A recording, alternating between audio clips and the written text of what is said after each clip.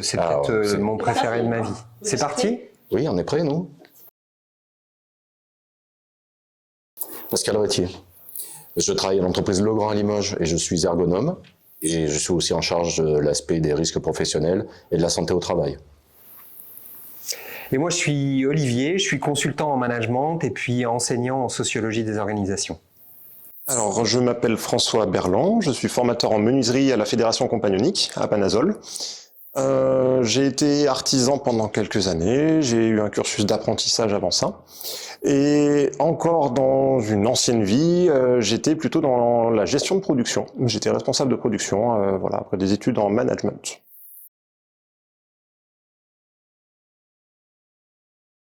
Il y a une première chose, et là, je ne sais pas si on est dans l'ordre de la pratique, mais on vit dans un monde qui est très réglementé. Dans un univers fait de marchés, d'institutions qui sont tellement grandes qu'elles sont anonymes, et pour gérer des relations anonymes, on est obligé de passer par le droit, par le règlement. Et ce règlement évolue en sorte qu'il est de plus en plus complexe, et donc il est impératif d'avoir des compétences solides, non pas pour être un juriste à la place du juriste, mais pour se repérer dans cet univers réglementaire. Ça, c'est la première chose. La deuxième chose, pas totalement étrangère à la première, mais c'est que nous sommes dans un univers qui se complexifie, c'est vrai depuis la nuit des temps, puisque c'est le processus de division du travail qui se complexifie, et cette complexité, il faut pouvoir la comprendre. Donc c'est une deuxième chose, et là, on est dans quelque chose d'un peu plus théorique. Et puis il y a un troisième point qui tourne autour des soft skills. Nous sommes dans un univers qui exige de nous que nous interagissions, même avec des gens désagréables, que nous négocions, que nous nous confrontions. Et ça demande une certaine intelligence émotionnelle et relationnelle, et ça ne tombe pas de nulle part, ça s'apprend aussi. Alors moi je compléterai effectivement plutôt sur ces aspects d'être sensible dans les organisations à ce que peuvent développer les salariés, les collaborateurs, collaboratrices bien évidemment, mais être sensible aussi au fait du respect de leur savoir-faire et de ne pas bouleverser les choses sans prendre soin justement que les transformations risquent d'anéantir, d'être sensible à leur manière de travailler et aussi aux relationnels qu'ils peuvent avoir entre eux, qui sont parfois du relationnel qui les protège de par les solidarités qui peuvent se structurer dans le temps. Et donc c'est être sensible et être porteur d'une voix pour une direction générale, que des modifications, des transformations, des réorganisations peuvent aussi bouleverser des vies et des familles.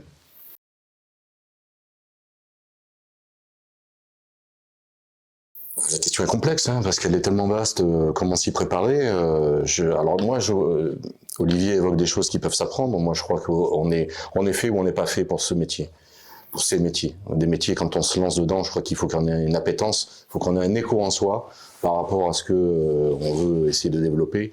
Et dans les ressources humaines, il faut qu'il y ait une sensibilité au rapport aux autres. Et donc il faut avoir, je pense, dès le départ, un petit peu cette capacité à être sensible à l'autre. Je parle pas d'empathie ou de bienveillance, je parle simplement d'être un peu à l'écoute des gens, et donc de développer ces capacités d'écoute s'il faut développer quelque chose. Ouais. Dans le prolongement des capacités d'écoute, moi c'est le mot observer qui me venait à l'esprit, mais observer, c'est observer aussi avec les oreilles, c'est-à-dire s'intéresser à ce qui se passe.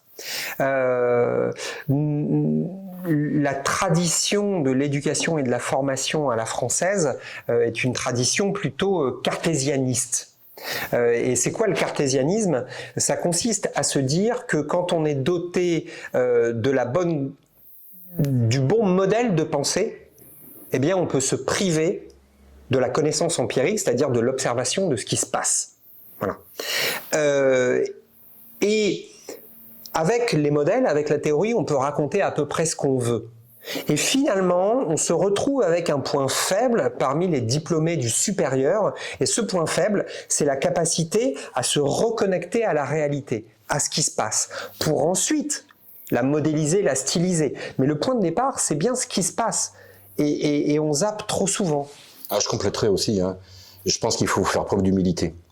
Et pas arriver comme ça en étant un sachant parce qu'on a un diplôme, parce qu'on a suivi un cursus universitaire ou autre. Il faut faire preuve d'humilité face à des gens qui sont là depuis très longtemps dans une activité. Et je connais bien le monde ouvrier. Et franchement, là, il peut y avoir un conflit. C'est pas que des conflits générationnels, mais c'est des conflits de valeurs qui peuvent apparaître si on n'est pas sensible justement aux traditions qui peuvent se développer dans le travail. Surtout dans le travail en manufacture, dans le travail manuel. C'est très important, il me semble. Alors pour moi, la formation et ce que j'essaye de mettre en place dans ma pratique en tant que formateur, c'est de prendre en compte l'individu. Que ça soit l'individu en tant que personne dans son futur travail, et, dans ses apprentissages, mais surtout dans ses objectifs. Je me suis rendu compte dans la formation que prendre en compte les motivations et les objectifs d'un apprenant permettait justement de le motiver et qu'il trouve du sens dans son travail. Donc pour moi, les formations devraient évoluer dans ce sens-là, vraiment individualiser des parcours et prendre en compte les individus.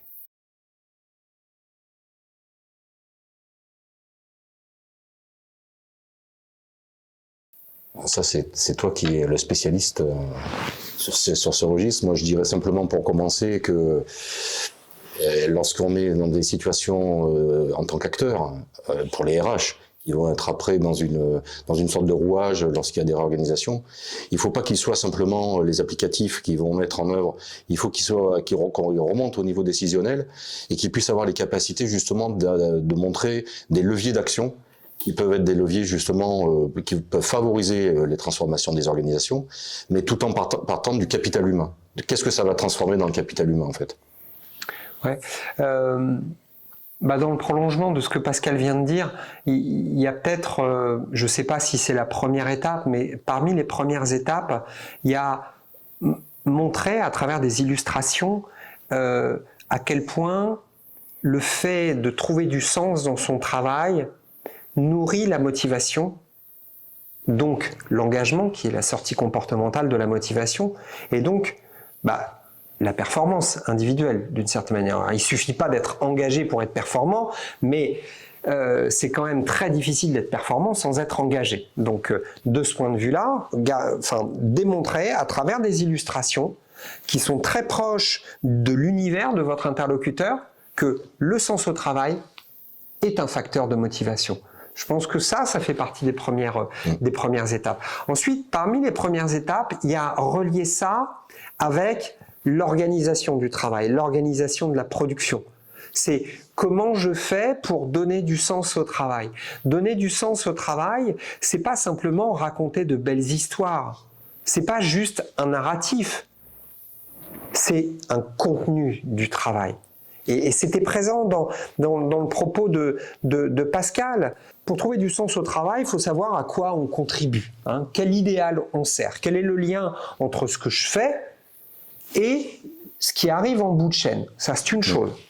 Une deuxième chose, c'est d'avoir des problèmes à résoudre, de ne pas être uniquement un exécutant au sens de courroie de transmission mécanique, d'avoir des problèmes à résoudre.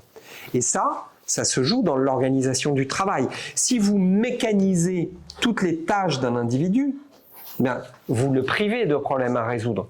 Vous le mécanisez lui-même, il ne trouve plus de sens.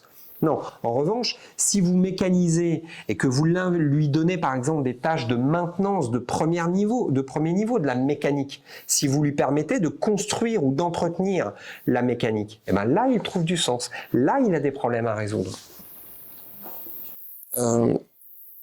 Pour moi, ce qui prime avant tout pour se réconcilier avec n'importe quelle organisation, avec n'importe quelle personne avec qui on va travailler, c'est un fondamental que j'appelle le bon sens. Le bon sens, pour moi, c'est quelque chose qu'on a toujours eu, qu'on a toujours su avoir. Et de plus en plus dans les entreprises, dans les organisations, on a tendance à se créer des problèmes qui pourraient être résolus avec du simple bon sens. Ah, camarade. Salut. Bonjour. Ça va? Tu vas bien? Ça va.